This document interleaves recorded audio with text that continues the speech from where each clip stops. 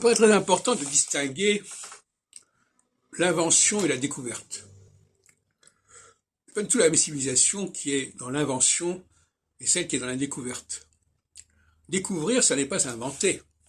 Découvrir, c'est reconstituer, c'est observer, c'est constater. Moi, par exemple, je suis quelqu'un qui suis pour la découverte. Le mot découverte veut dire on va mettre fin à quelque chose qui était couvert. On va dévoiler quelque chose. L'invention, c'est on va créer quelque chose de nouveau. Alors, moi, en tant que théologien, je dirais que Dieu est un inventeur, un créateur, et que nous sommes des découvreurs. Mais pour d'autres catégories, pour d'autres théologies, comme la théologie chrétienne,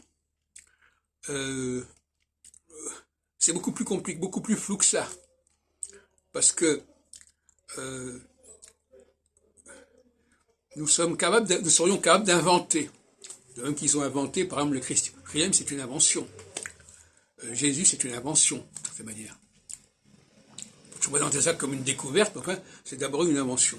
Le génie du christianisme, c'est celui de l'invention. Le génie du judaïsme, c'est plutôt celui de la découverte. Ce sont des choses comme ça. Donc, il y a une différence fondamentale. Inventer, ça ne veut pas dire prendre la peine de comprendre ce qui se passe, ce qui s'est passé, de reconstituer, c'est proposer quelque chose de radicalement nouveau. Bon, cela dit, au niveau de la théologie judaïque, comprendre le Dieu des Juifs, c'est comprendre quelqu'un qui est un inventeur. C'est le Deus Faber. Bon. Et pour les chrétiens, l'humanité est elle-même, c'est-à-dire le processus même de l'humanisme, il est créateur.